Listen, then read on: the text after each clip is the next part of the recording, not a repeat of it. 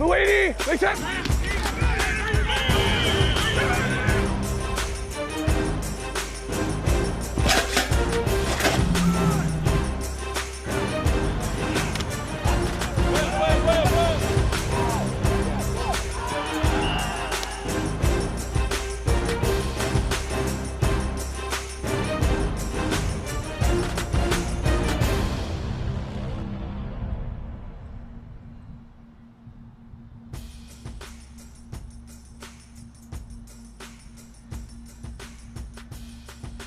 Well, it's a day later than we intended for it to be, but we are back with Lions Training Camp Live presented by Rocket Mortgage.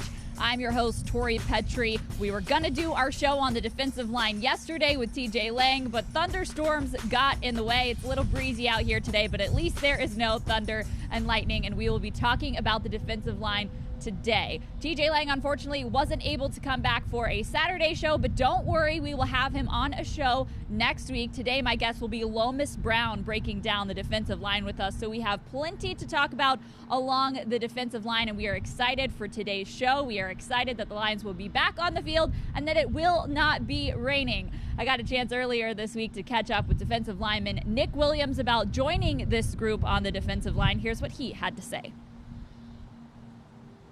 Nick, we so appreciate you hopping on here and chatting with us. We talked to you way back in free agency, virtually when you signed with the Lions. Now we're chatting virtually here again. What has it been like finally getting in the building, meeting your new teammates in person, and being with this group out on the field during training camp? It's been nothing but a blessing, just to get out there with the guys. I mean, you see them over Zoom, and you kind of don't know where you kind of stand with them, but once I got in the building, I was actually able to get in the building about 3 weeks ago for the first time, and it's been nothing but great. I'm kind of one of those guys that I'm loyal to the team that I'm playing for, and I kind of want to get in and engulf myself in the team and the culture. So I've been doing that over these past few weeks, and it's been great just to get out there with my teammates.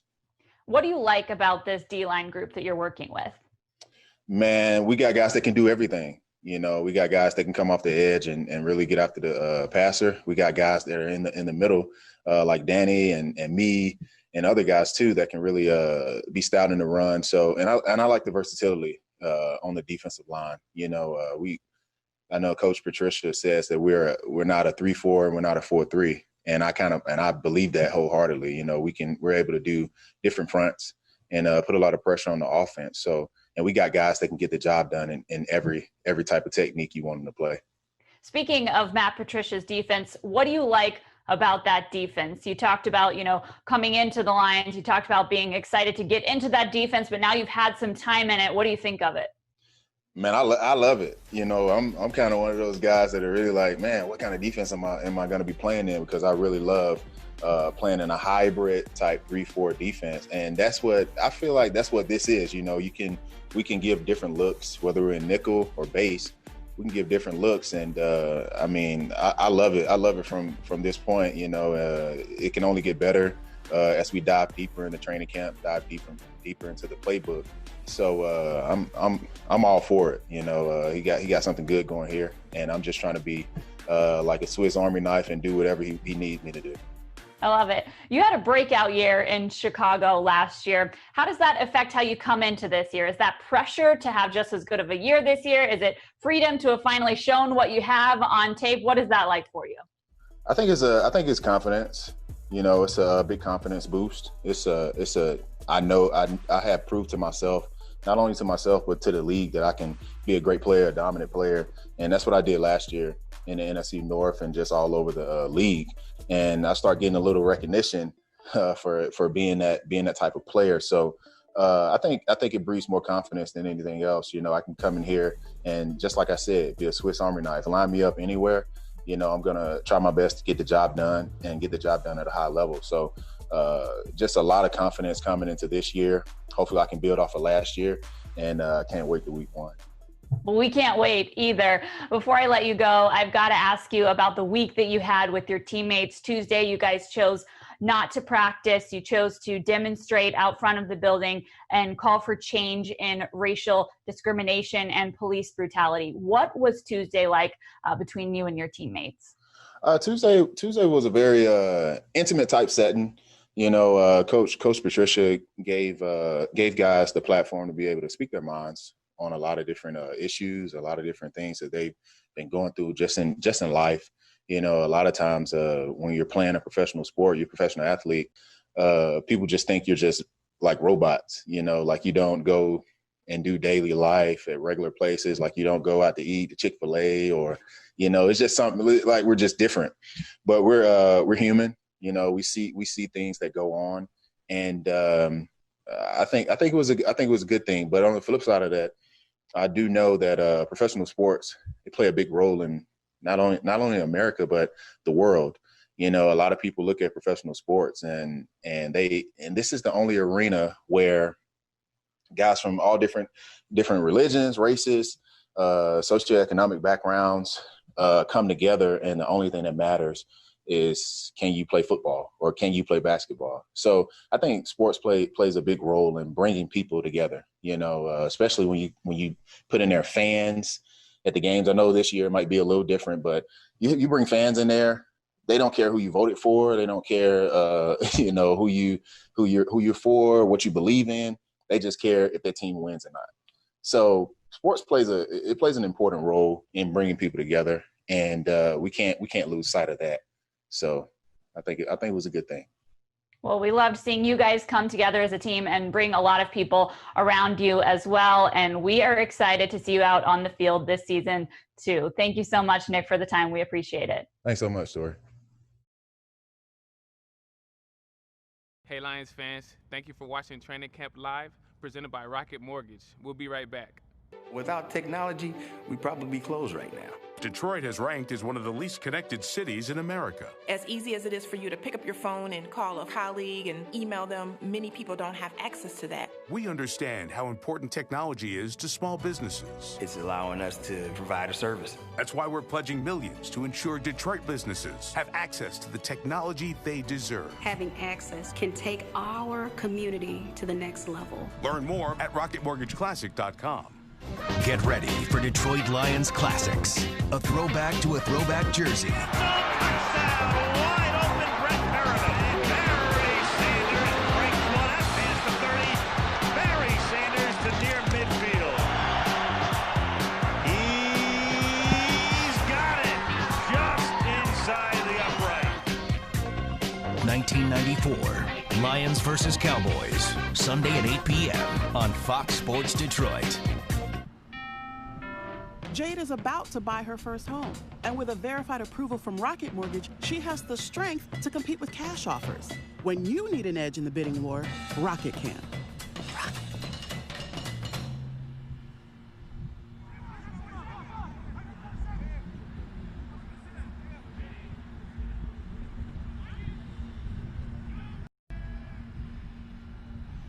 Welcome back to Lions Training Camp Live, presented by Rocket Mortgage. I'm Tori Petrie, and joining me on set here today is Tim Twentyman. Tim, we appreciate you coming on the show all throughout training camp. We're going to talk a little bit more about your observations today. It's good to have you back, and it's good to have practice today. I know both you and I weren't able to attend yesterday, so it's good to be out here. Yeah, a little wet yesterday, and so they moved it inside. But, yeah, and today's going to be a great practice, too. So watch out for the observations this afternoon, because they're going to run a pretty intense practice. They're going to do some scrimmage stuff, try to work on some in-game communication, and we might see a few live reps too, Tori. So observations will definitely be important this afternoon, so catch those on DetroitLions.com later this afternoon. All right, I am looking forward to it. Another thing we're all looking forward to is the regular season. So we're going to involve you guys with our social poll of the day. We're talking defensive line on today's show. So our social poll question has to do with that. We want to know that besides Trey Flowers, which defensive lineman do you think is going to have the most sacks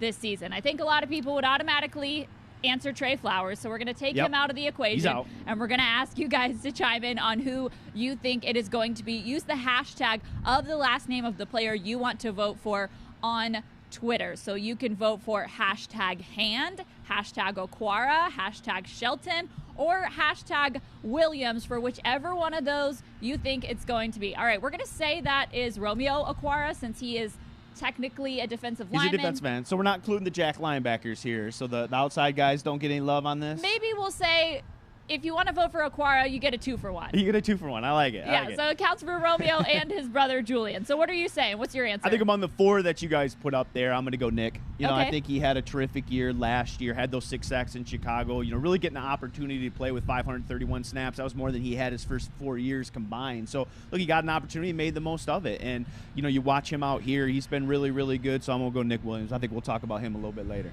I like that. I like that selection. And you guys saw an interview with Nick Williams that I did earlier in this week. He spoke about the demonstration the Lions held on Tuesday in lieu of having practice. We held our live show on Tuesday morning, unaware that that was what was going to happen. So we showed you our live show. We expected to go live a little bit later on in the day, but the Lions had more important matters to address. Take a look at what they had to say.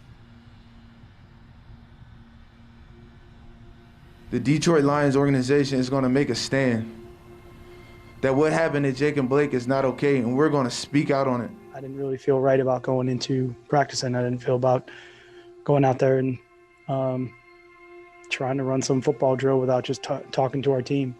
That was my mindset walking in today, was just to make sure that everybody was okay. Just to hear the pain and the fear, the people that I care about and people that I love. I want better for my brothers. I want better for my teammates. I want better for the people that I love. And that needs to happen. Been a lot of days in my life that I've been proud to be a Detroit Lion, but probably never more of an off season and really of a day today than that I've been more proud to be a part of this team. Today, unified, we stand here and we came up with this. We can't be silent. We can't stay silent. We're here to spread the word. Powerful stuff from the team there, Tim, and it's been amazing to see as well how other sports have followed suit and other NFL teams have as well. Yeah, well, kudos to the Lions for being on the forefront of all this. You know, those events in Kenosha happened Sunday night. The players were off Monday. So Tuesday was their first time back in the building, and a lot of guys just talked about, look, their minds weren't on football. You know, there were other things going on. And, you know, kudos to head coach Matt Patricia, too, for allowing those conversations to happen. And that just developed into an hours long conversation about guys telling stories and guys being able to listen to their teammates. And then, you know, we saw what happened after that. But kudos to everyone involved. It wasn't about football on Tuesday, and Matt Patricia allowed it to not be about football. And it just speaks to the closeness of this team and how everybody's on the same page when it comes to social justice issues with the Detroit Lions. Absolutely, and certainly an extension of what these players discussed in the offseason. This isn't the first time they had these conversations. They had them in their virtual offseason meetings, and then that conversation was able to continue this week, and it has been incredible to see this team come together and to see some of them taking action as well. You see number 9 on the screen. He and his wife, Kelly, have donated $1.5 million to their alma mater, Georgia, to be able to support social justice initiatives there. So it's not just a demonstration. It's not just them speaking out. They're actually taking action. Well, and you know, that's a great point by you, too. And you look at the Ford family as well, you know, allowing Ford Field to be used on election night. And it's just, you're right, it's not about talking about it. It's not about solely just demonstrating. But when you can put your time, your money into it, too, that just furthers their causes as well. So kudos to the Lions, ownership, coaches, players, all for being involved. Well, it certainly was a big part of this week, and it's really impossible to discuss the week without talking about that. I'm sure when it comes to your observations, Tim, that one has to be the biggest one that stands out. But the Lions did return to practice on Wednesday. They turned the page to football, so we're going to do that as well. What stuck out to you on the football team or football field this week? Yeah, well, let's start out with maybe some defensive standouts, and you know, I'll go all 3 levels. Defensive line, linebacker, defensive back. And we'll start with the defensive line, fitting today. But it was really Nick Williams to me, and he's really stood out for the first week. That's why I picked him, because, you know, I think his style just fits this scheme. He's really quick off the ball. We talked about the 6 sacks, you know, in Chicago last year. And the Lions thought they had a good combination, you know, a guy that could rush the passer and a stout guy in Snacks and Mike Daniels last year. And it just didn't turn out. Injuries, they missed camp, slow start. It just didn't work out that way. And so you look at what they've done this year by coming in and signing Nick Williams, a guy quick, can get off the ball, a disruptor, a guy who plays in the opponent's backfield. And then you put him next to a guy like Danny Shelton, 61 tackles last year, stout against the run. Now you have a terrific kind of duo in the center there, guys that complement each other really well. And what I've seen from Nick Williams out here is just what I talked about, a guy that plays in the opponent's backfield. He's really hard to handle for those guards and centers on one-on-one drills. I think every day he's won at least one rep. So he's been really, really good, really impressive, and he's been available. And that's the thing about, Danny and Nick. They've been out here every day, and the Lions certainly hope that translates into the regular season as well. Well, unfortunately, available cannot be said about some of the running backs this week. We've seen a few of them go down with injury. What's been your observation of that group in lieu of the injuries? Yeah, well, depth is being challenged, that's for sure. DeAndre Swift, the second-round pick, is, he practiced for a week, but then he's been out now going on, 8-9 practices. And so, those rookies didn't have a spring. They didn't have rookie minicamp. They didn't have OTA, didn't have the veteran minicamp. And so they were already kind of behind the 8 ball, and they really needed to hit the ground running. And it was good that DeAndre got that first week of reps, but I'm just curious, as this injury kind of continues on and he misses more and more time, what can we expect from DeAndre Swift at the start of the regular season? I think they're going to have to work him in a little bit more. And so I think hopefully, he's back soon and it doesn't affect too many of his early season reps, but I think that's something to monitor. And then Bo Scarborough being out, I think he only practiced one time. He's been out. So, look, it's given other guys opportunities, Jason Huntley, Wes Hills, some of the other guys. But I think the Lions were hoping to maybe have figured out their depth chart, figured out what packages they want with what backs and how many reps, and I think that's been kind of under question here because of some of the injuries they suffered at that position. Yeah, challenging to do when you don't have all of your running backs out there on the field. One of the storylines we followed coming into training camp is the backup quarterback position. The Lions brought in Chase Daniel, a veteran. You kind of believe that he's probably the runner or the front runner for that backup quarterback position. But Tim, what's been your thoughts on practice? Who's sticking out the most? Well, we're seeing a guy right there, David Blau. And look, he came in as an undrafted rookie last year. The Lions acquired him, and he got an opportunity to start 5 games. Now, Lions didn't win any of those 5 games, but I don't think that was solely on David Blau, and we've talked about that in the past too. And so he got great reps, reps that you don't expect as an undrafted guy as a rookie. And he made the most of what he did. We saw he could make plays down the field, and you're right, they brought in Chase, a veteran guy, to kind of be that guy. But what I've seen in practice from David Blau is he's not a guy who's going to dink and dunk and just move downfield like you see with a lot of backup quarterbacks. He's going to make plays down the field. We saw that last year in one of his first games, to Kenny Galladay, boom, down the field deep. And I've seen that in practice, and I think that competition is a little bit closer than people maybe think. Okay. So just from the outside looking in, now maybe, the front office and the coaches don't see it that way, but from, my eye outside watching it, I just think, David's played pretty well. Chase has played pretty well too. And I don't think we just automatically say, hey, Chase is the backup quarterback and David's going to, try to fight to make the roster, be on the practice squad, or be the third guy. I think these next 2 weeks are important for those two guys to determine who actually is going to be number 9's backup. Okay, I like that. Something to pay attention to as we head into the regular season. Tim, we already talked about the initiatives the Lions have been working on off the field and the way that they came together on Tuesday, but that's been standing out to you as well, just how close this group is. It's a really close-knit group, Tori, and I think it goes back to the off season too. Now, obviously, the Lions would have to been here in Allen Park working through OTAs and stuff, but the coronavirus just didn't allow it, and so everything was done virtually. And I think that changed things a little bit. It's a little bit different when you're on a meeting and all of a sudden some players' kids come flying into the screen, wanting to talk to daddy or daddy do something, and I think it humanizes guys a little bit. And I thought other players got a glimpse into players' lives a little bit. And then you just look on what that's kind of transpired here in training camp. I mean, it's August 29. These guys have been at it for a long time. Now they've been hitting the same guys for this entire period. There have been no preseason games. There have been no joint practices. And so I think in years past, you would start to see after a few weeks, these guys start to rub each other maybe the wrong way. You see little scuffles, some shoves. I have seen none of that.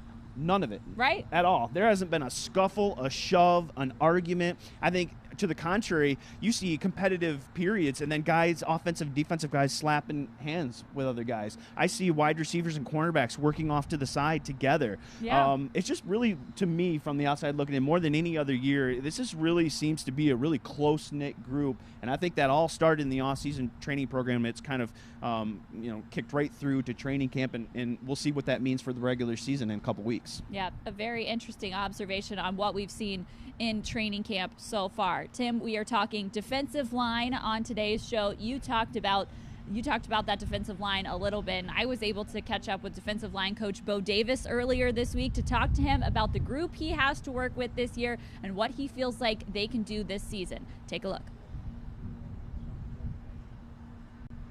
Bo, we really appreciate you hopping on here and joining us today. You guys are almost 2 weeks into camp at this point. How has it been returning to football, getting these guys back on the field and seeing them in action for the first time in months? It's been awesome. Having the opportunity to get back on the grass and working with the guys has been tremendous, and everybody's feeling good, full of energy and bouncing around. So it's been an awesome experience to get everybody back, and just being back on the grass. It feels so good just to be out there for being gone for it so long. It's just, it's tremendous to have, the whole group back together and everybody's working, doing ball.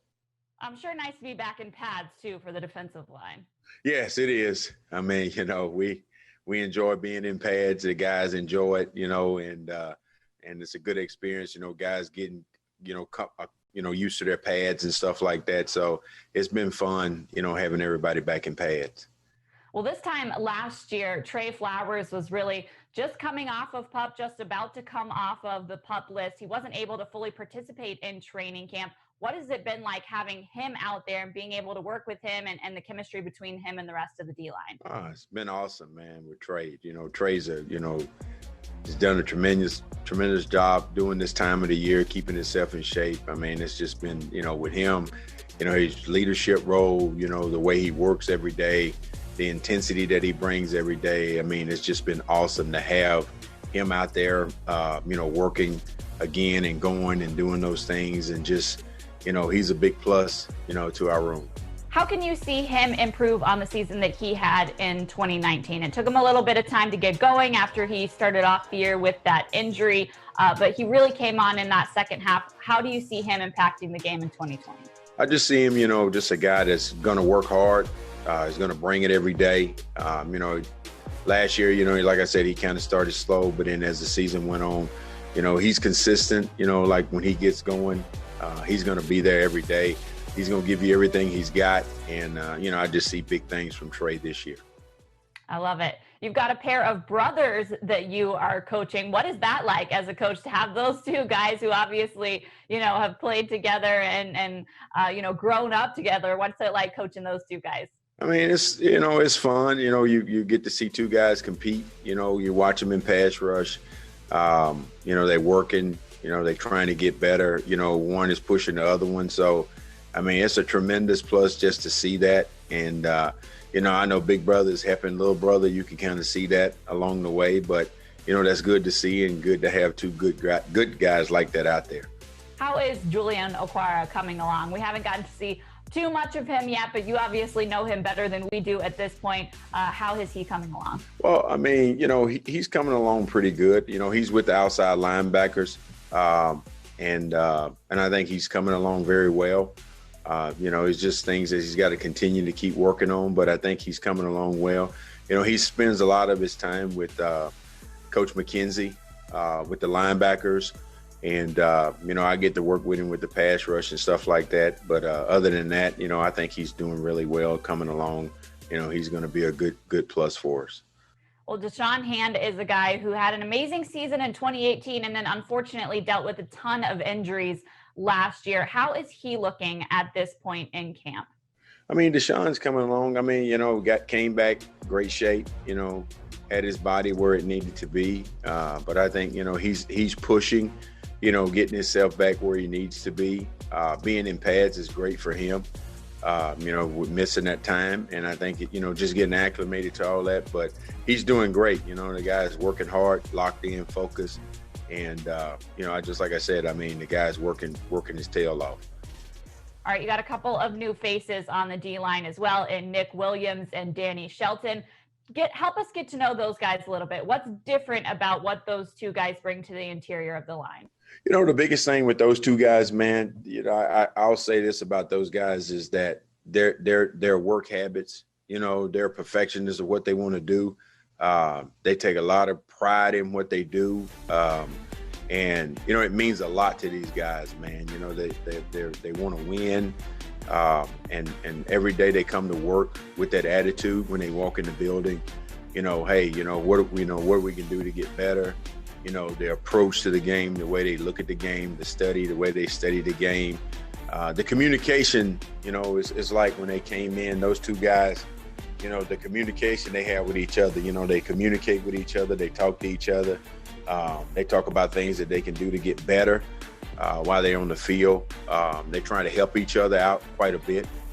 But just their work habits, you know, the way they come in every day, you know, they're very smart, intelligent guys, and they have a good understanding of the game. I mean, that's the biggest thing that I can see with those guys, those two guys, and I think it's a plus for the room to have two guys like that's been around, been playing ball for a while in the league. And I think, you know, it's when you got some young guys in there to have that kind of leadership, I think is tremendous for us and what we have going on. What's the difference in their styles that they bring on the field as far as, you know, their skill set and what their strengths are? Help fans get to know the difference in their two different styles. You know, both of them are leaders. Both of them lead in different ways. You know, Nick's a guy, you know, you're going to see him, you know, it's 100 miles an hour with Nick. You know, he's going to be rolling, you know. It's everything is crisp, it's fast, you know, and Nick's a big, powerful guy. You're going to see a guy that, you know, that's got a lot of power. You know, he's got a lot of twitch off the ball. You're going to see a lot of that with him. Does a good job with his hands, you know, getting off of blocks, knocking guys back. So you'll see a lot of that with Nick. You know, with Nick, Danny's the same way. Danny has a good understanding of the game, you know, playing in there. I mean, he understands what's happening. You know, he puts himself in good position all the time. And, you know, he knows what he's getting.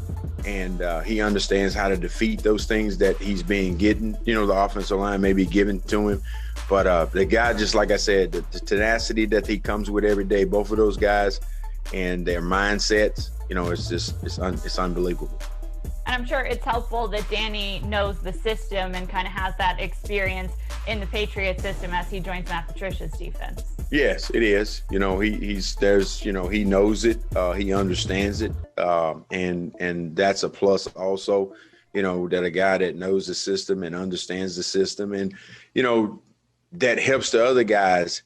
That, you know, is just like with Nick. You know, Nick comes in, but Nick has a good understanding of the system as well, because he's played in various defenses, so he has a kind of a good understanding of the system. And, you know, both of those guys are smart, you know, very smart, intelligent guys. And like I said, you know, they feed off of each other. You know, they work off each other. So that's the plus, that when you got a Danny Shelton and you got a Nick Williams in there, those guys are working hand to hand with each other. Well, we cannot wait to see your guys out on the field this year. We got to see you work with them a little bit this week in practice. Let's take a look at you mic'd up.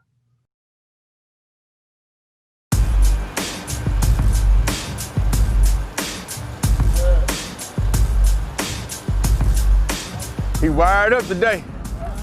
Wired up. They tapped the phone. Here we go, baby. Here we go.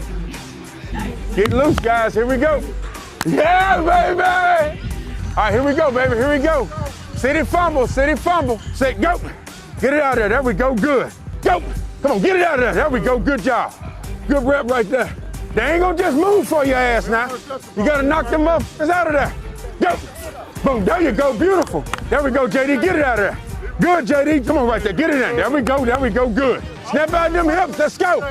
Boom. Come on. There we go. I got some damn snap there. Boom. There we go. Boom. There you go. Good. Good job. Boom. Second. Get extension. Bend. Get down. Get down low. Get down, Deshaun. Come on. There we go. There we go. Get him in. Get him in. There we go, Trey. Damn good job, Trey. Head level. Boom, stay down low. Square them feet up. Your feet stagger like this. Get them feet squared up. Boom, keep pressing on the outside arm. Don't draw them back. Get that extension. Shoot them and get them out there. Get them out there. At some point, we got to hit that motherfucking man. Boom, there you go, good. There we go, Nick. There we go, Nick. Boom, there you go, Nick. Good, Nick. Here we go. Boom, there you go, good.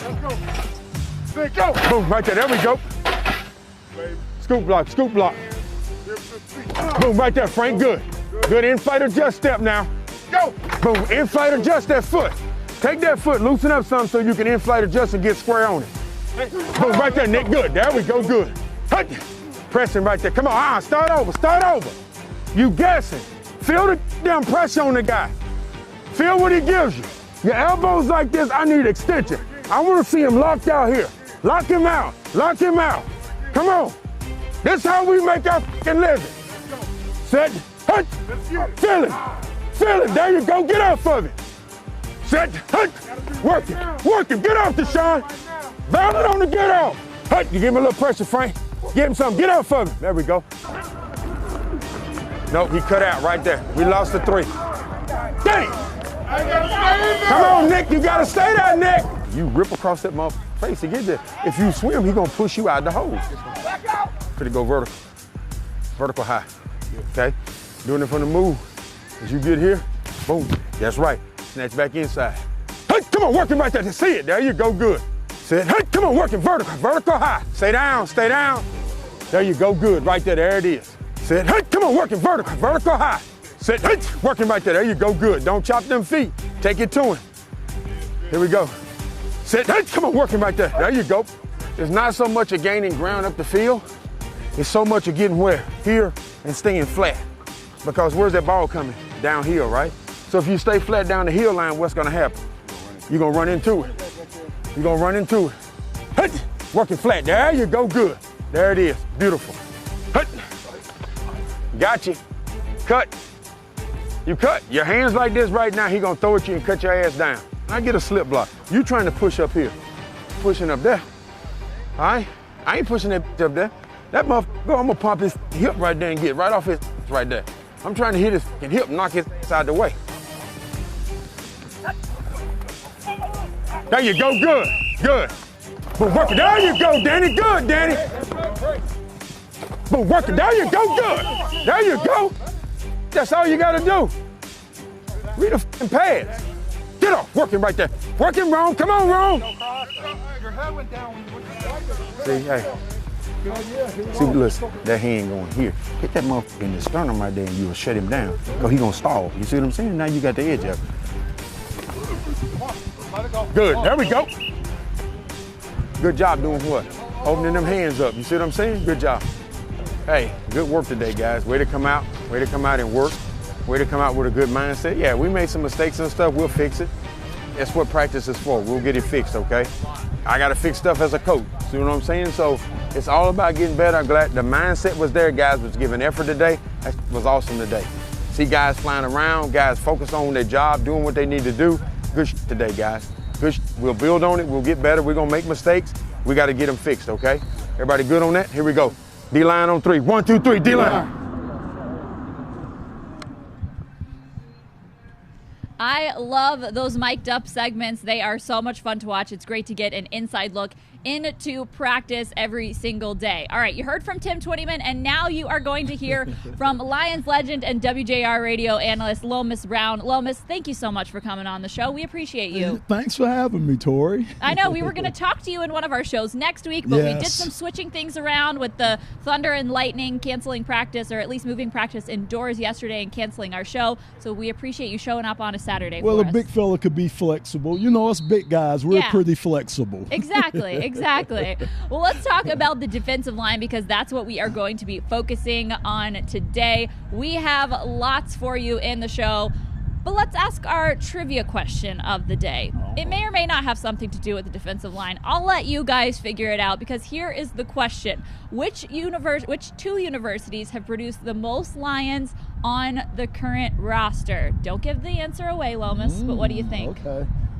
What do I think? You think you have it? I do think I have it. Don't say it yet. All right, I won't say it, Tori. It's right here. All right, you guys tweet your answers in if you think you know the answer to that. And while you're at it, make sure you're tweeting the answer to our social poll question of the day. That one is, besides Trey Flowers, which Lion do you think will have the most sacks this season? Your options are #Hand, #Okwara, #Shelton, and #Williams. Tweet what you think the answer to that will be. Of course, Lomas, Trey Flowers is kind of the easy one. So we're taking that one out of the equation. We're saying, all right, you can't answer Trey Flowers, so chime in on who you think that will be. And if you do tweet, you'll actually see your tweet scroll across the bottom of the screen. So that's fun for viewers to see themselves appear on our show here. Here's where the results are up to this point. It looks like Deshaun Hand has a slight lead ahead of Nick Williams. So, I like that. Yeah, I like we'll that. see. All right, so you're Team Hand here. Is yes, that what your vote is? Team Hand. Okay. Let me give it to you.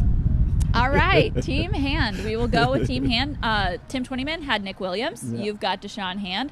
We'll see who the fans have, and we will pick that back up at the end of the show and see what you guys have decided.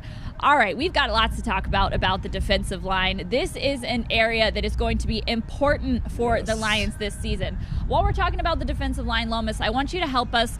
Give us an overview of Matt Patricia's defense. Help us understand how he uses the defensive line. We hear a lot about how this isn't a team that's a 4-3 or a 3-4. Right. What does that mean? Help us understand that. So, Tori, great question. He uses a mixture, which is very good because it's hard for offensive linemen to get settled in on whether it's going to be 3-down linemen or 4-down linemen.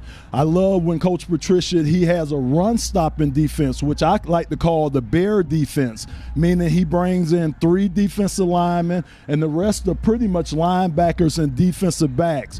That's a great defense to stop the run against because you got more big guys in there. When you go to your conventional 4-3 defense or your 3-4 defense, again, you're playing for both the run and you're able to put pressure on the quarterback with the pass. So I understand why Coach Patricia likes to use all those defenses, and his personnel fits that. You look at a guy like Danny Shelton. I call those guys the fire hydrants. You know, those stubby guys in the middle that don't want to move, and it's hard to get those guys out of there. Absolutely.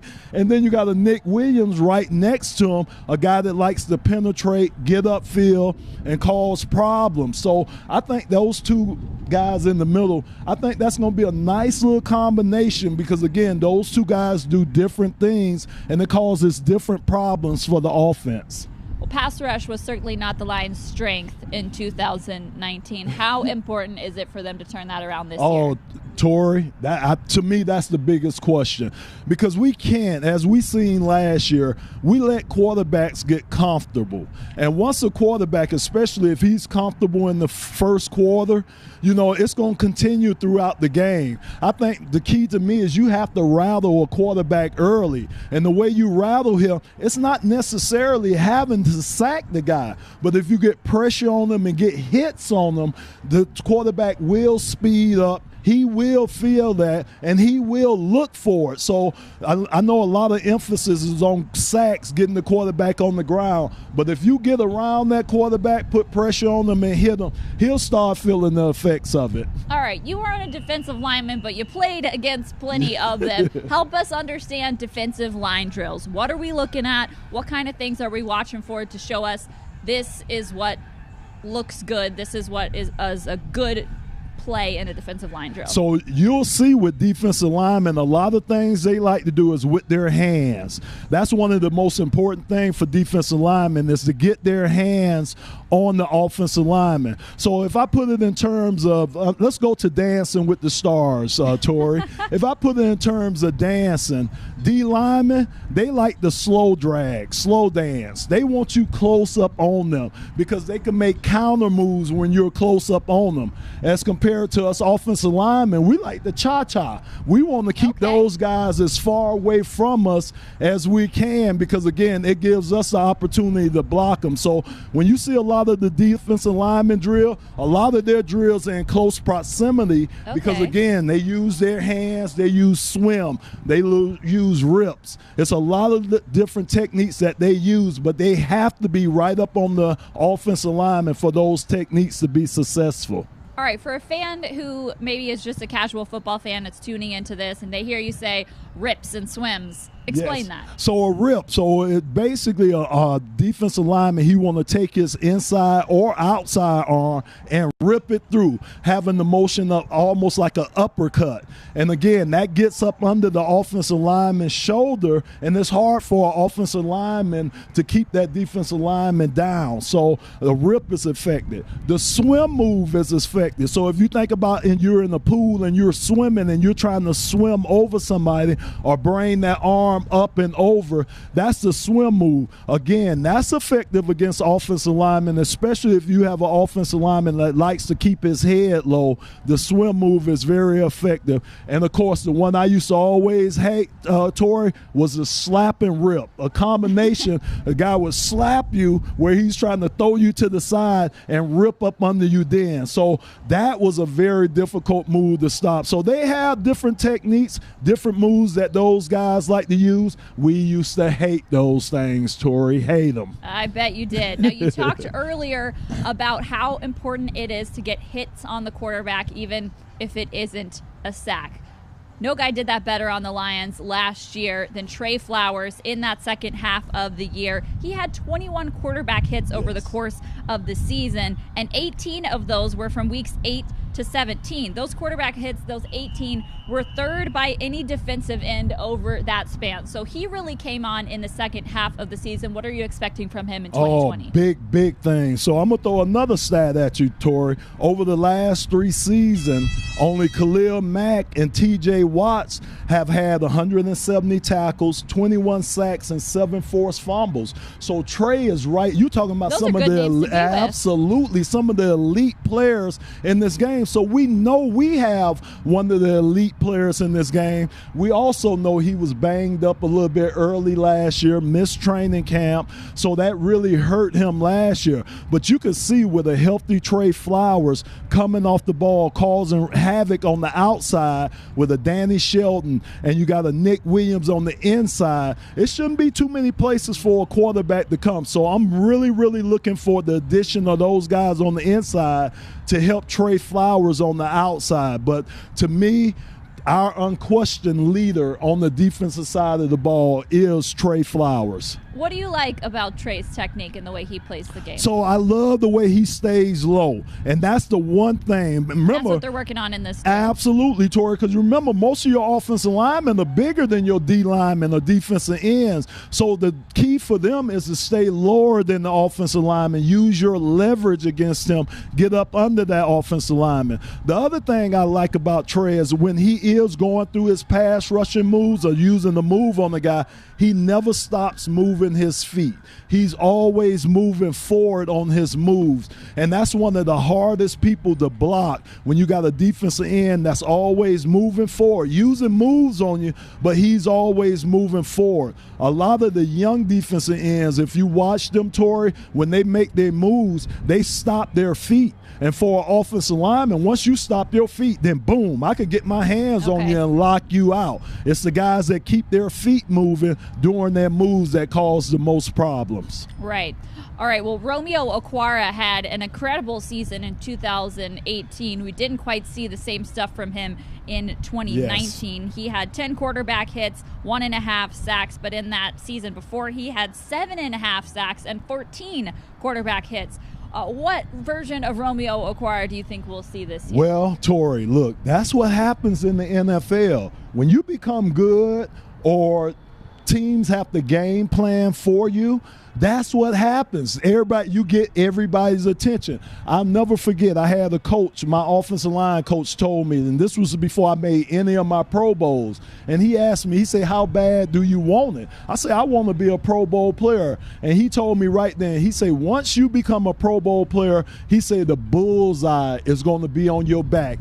Everybody's going to try to make their name against you. And that's what happened to Romeo last year. He had a good year the year before, so guys guys, he wasn't a shock to guys. He wasn't a surprise to guys. Guys geared up for him, and that's what happened. So Romeo now, he has to realize that he's not the guy out there hunting. He's the guy that's being hunted.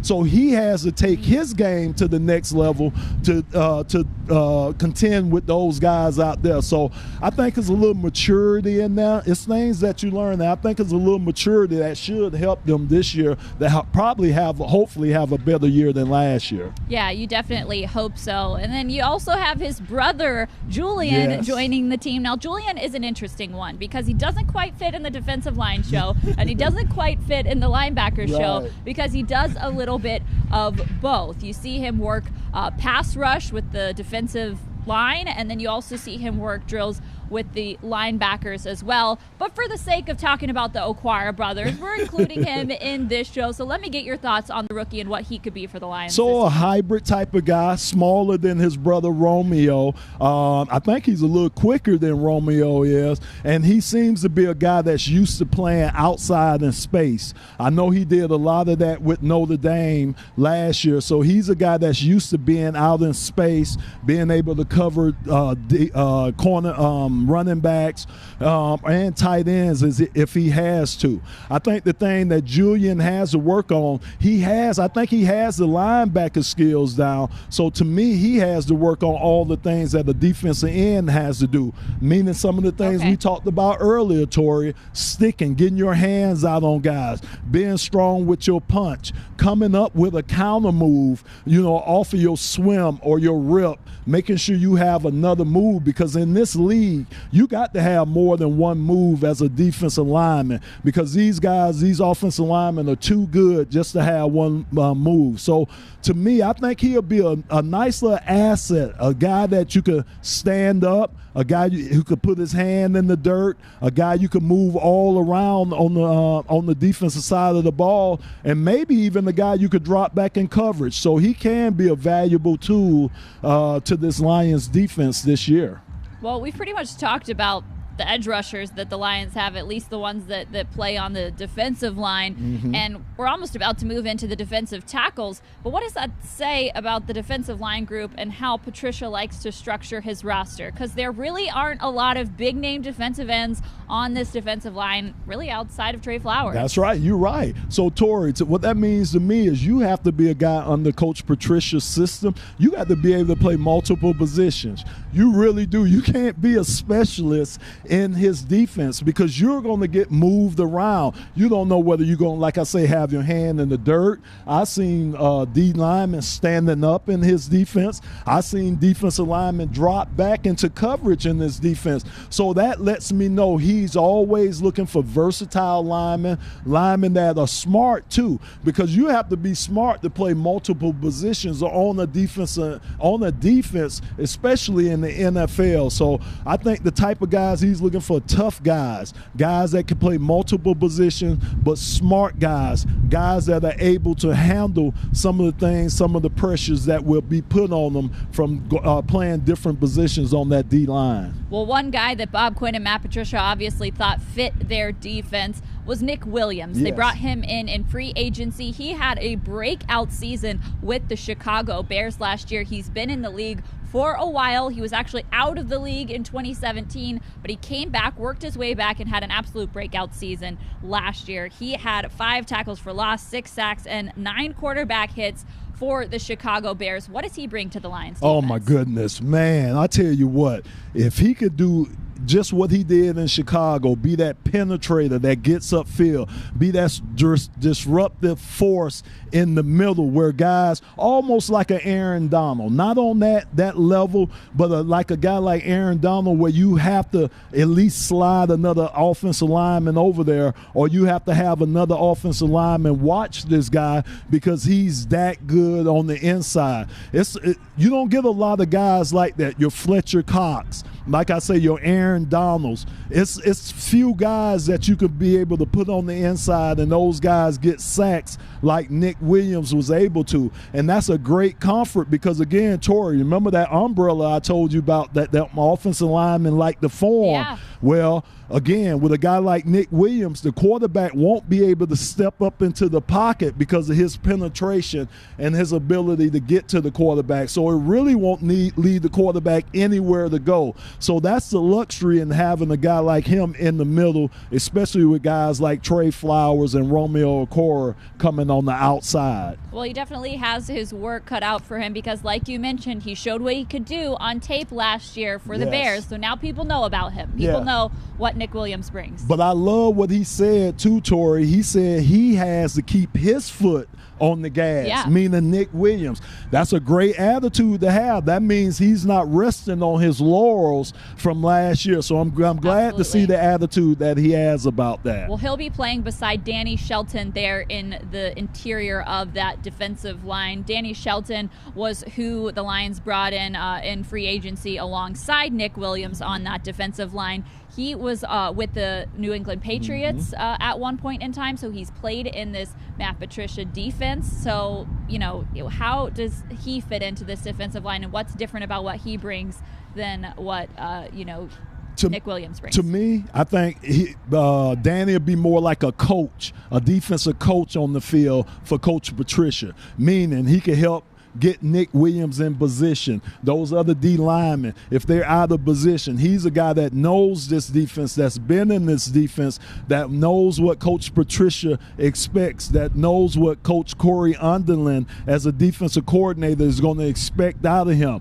So he should be able to help, like I say, line these guys up, make sure that they're doing the right technique that they have to do. And to me, he brings a lot to the table. Again, I tell you about them little stumpy guys, them fire hydrants in the middle, man. You can't move them guys out of there. And sometimes you have to have an immovable force in the middle of that defense. And I do think that's what Danny Shelton can provide. I've been watching him, especially doing some of the one-on-one pass rush drills. He seemed to have good technique with his pass rush too. So he seemed like he will complement Nick Williams very well with trying to get pressure on the quarterback up the middle this year. So I'm very happy we have him. The learning curve isn't big for a guy like Danny Shelton because he has already been in this system. Absolutely. Well, that brings us to Deshaun Hand. He's another guy who had an amazing season in 2018. That was his rookie season, and then he comes back this last year and dealt with so many injuries. He only played in 3 games last year, which was really unfortunate after we saw his rookie season. He was one of the best interior defenders as far as rookies go in 2018. So now he comes back 2019, doesn't have quite the same season. What do you think he is able to bring this That's year? my X factor. On the whole defensive side of the ball, Deshaun is my X factor because, again, Torrey, they could play him at end. They could put him inside at D tackle. They could put him at nose guard. They could stand him up. To me, he is the most versatile. Other than Trey Flowers, he's the most versatile defensive lineman that we have. He's a guy that can dominate a game because of his athletic ability, because of some of the tools that he has to work with. He's just raw right now, but he has everything that he needs. Again, he just needs time on the field. He needs that experience. But the biggest thing is for Deshaun Hand to have a healthy year. He has to stay healthy because if you're not healthy, Torrey, you can't get out on that field and give your best. You really can't because you're dealing with injuries. Little things are bothering you here and there. Instead of concentrating fully on that guy in front of you, you thinking about the injuries. You're thinking about if you hurt yourself again. So those are things that distract away. To me, so much talent in Deshaun Hand. I just want to see it, and hopefully he'll have the ability to really let it out this year and really play the way that I think he wants to play this year. Well, he certainly showed it in 2018. He had 2 forced fumbles, 3 sacks, and 2 tackles for losses. So that was really Deshaun Hand at his best. If he's able to return to form What does that look like? Oh, man. So Tori, I could see them mixing them up. I could see on third down situations. I could actually see Deshaun going out at defensive end to rush the passer with Trey Flowers. You know, I could see on the 3rd and 1, you come in with the Bear defense, and you got Danny Shelton, you got Nick Williams, and you got Deshaun Hand as your 3 interior linemen, clogging that up, not letting the running back get through that hole. And then I could see when you need a big when you need to get pressure on the quarterback, when you need to get hands up, he's a guy that can do all that for you. So to me, the versatility that he brings, he'll be able to let you put other guys in positions, maybe positions that are better strengths for them, and a position that these guys could be successful with. So I just think Deshaun, to me, outside of Trey Flowers, to me, the most important, the X factor, Tori. I'll just put it that way. He's my X factor on defense this year. And that's why he is your vote for the most sacks on this defensive line outside of Trey Flowers. Before we close out on our talk on the defensive line, let's address the depth. This seems to me like maybe one of the more thin positions on the Lions roster, especially because of the injuries that they are dealing with at the position. I think they had a lot of hopes for Austin Bryant to be healthy this year, and unfortunately, up to this point, that hasn't quite worked out. He is still on the PUP list, and then you had rookie Jayshon Cornell be carted off the field during training camp. He suffered an injury. So the Lions are just thin, in my opinion, at the defensive line position. What are your thoughts on that? And thin, like you're saying, because of injury, and I'm looking at thin because of experience. Because, again, Tori, like you're saying, you got young guys that you're trying to fill that gap with. Yeah, Danny, you got Nick, and you got to keep your fingers and toes crossed that these guys could stay healthy the whole season, where you won't have to rely on some of these young guys to step in. But that's injuries is part of the game. So the young guys, and I feel so bad for them, Tori, because they had no training camp, no OTAs, no mini camps, no normalcy that these guys have had coming into their first training camp. So I feel so bad for them, having to be just thrown in there. Yeah, and John Pennicini is who you guys are looking at right now. He is a guy that could be asked to step into a bigger role than maybe would have been expected of him had these injuries not happened. He was a late round draft pick for the Lions, but he seems to bring a versatility where he might be able to play at different spots on the defensive line. He does. He really does. Now, again, kind of built like Danny Shelton a little bit, but seems to move a little better than Danny does. So he's a guy that you can do different things with. Seems to be a strong, stout young man, and he'll do us good. I'm also looking not only with John, but I'm hoping that Kevin's strong. Kevin's been in the system for a year or so, didn't play a lot last year, but been in the system. Hopefully in his second year, he's a guy that can step up and provide some depth behind those guys too. Because it's hard, Tori. It's hard to say, hey, rookie, get in there and perform like a veteran. That's a hard thing to do. So you will hope some of your second-year guys, some of your third-year guys will be able to step up too. Well, Lomas, let's find out if the fans agree with you on Deshaun Hand making an impact this season. We asked you with our social poll question, besides Trey Flowers, which defensive lineman would have the most sacks this season? Here is what you guys thought. You submitted your answers with the hashtag on Twitter.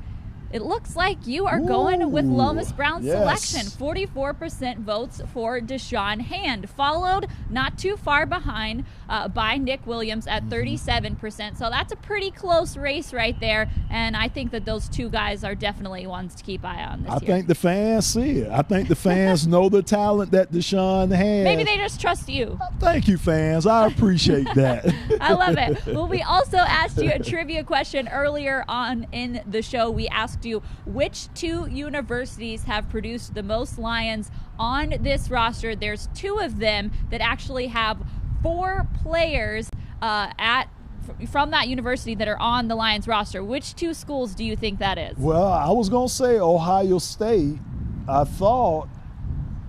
And that's not one of them. That's not? It's not. You want to hear the answer? Please tell me. All right, the answer is Arkansas and Washington. Both of those schools have 4 players on this roster from those universities. Arkansas, We got our defensive lineman, Trey Flowers. So that's with the defensive line show connection there. You got Trey Flowers, Frank Ragnow, obviously. Yeah, you've got him. You've also got Dan Skipper and Jonathan Williams.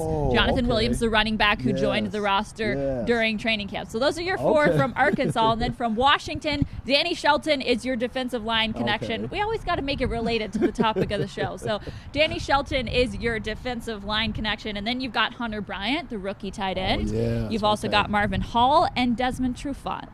Those are all Washington players. Okay. Shocked me, Tori. I almost said Gators, but I had to retract from that. I almost threw out the Gators. Okay, well, here's this trivia question. Which university has produced the most Lions broadcasters on Lions Training Camp Live presented by Rocket Mortgage? Is that the University of Florida? I think it is the University of Florida. Got to get a little Go Gators in there. You know that, That's Tori. for sure. Lomas and I are both products of the University of Florida. Got to get a little love in there for them. But the answer to our trivia question from today was Arkansas and Washington. All right, we've got a show coming up for you guys on the linebackers on Monday. TJ Lang, who was supposed to join us in our rain postponed show yesterday, is actually going to join us on Monday to talk about linebackers. So you will still be getting a little bit of analysis from TJ Lang, and there's plenty to talk about with the linebackers. That should be an exciting group this year. It should be. You're right about that. A lot of young talent up front. I think TJ gonna have some fun talking about those guys. I think he will. But I sure had fun talking defensive line with you today, Lomas. It really was enjoyable. We are glad to be back on the air after a crazy week of shows and weather and all of that kind of stuff. So we appreciate you guys joining us for Lions Training Camp Live presented by Rocket Mortgage. We will leave you today with some highlights from the past week of Lions Training Camp.